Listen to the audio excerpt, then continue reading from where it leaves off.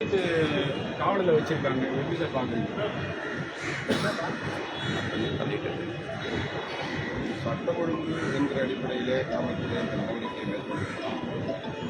ஆனால் இந்த போராட்டத்தை நாங்கள் அதுவான தமிழகத்தில் எடுக்கப்பட வேண்டும், என்பதுதான் எங்கள் நிலைப்பாடு. இந்த நிலைப்பாட்டிற்காக குரல் கொடுக்க தயாராக வரவேற்கிறோம். ஆனால் அவர்கள் அரசியல் காரணங்களுக்காக அரசுக்கு நெருக்கடி கொடுக்கிற ஒரு உத்தியாக இதை கையாளுவார்களால் அவர்கள் எந்த முன்னேற்றத்தையும் காண முடியாது.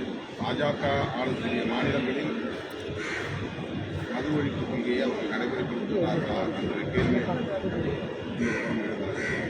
பாஜக ஆளக்கூடிய மாநிலங்களிலும் பாஜக மது ஒழிப்பை கொண்டிருக்கிறார். அதை நாம் முழுமளவில் வரவேற்கலாம், பாராட்டலாம். சார், அதே நேரத்தில் தமிழக அரசு ஆட்சி பொறுப்பில் வரும்போது திமுக அரசானது படிப்படியாக ஒயின் ஷாப்லாம் மூடப்படும் சொல்லியிருந்தாங்க. ஆனால் இது வரைக்கும் எந்த ஒரு நடவடிக்கை இல்லையா சார்? அதுதான் நான்கும் வலியுறுத்தி கூட்டணி கட்சியாக இருந்தாலும் தோழமை கட்சியாக இருந்தாலும் தேர்தல் வாக்குறுதியில் கூறியபடி அது ஒழிப்பு கொள்கையில் திமுக அரசு உரிய நடவடிக்கைகளை மேற்கொள்ள வேண்டும், அந்த வாக்குறுதியை நிறைவேற்ற வேண்டும் என்று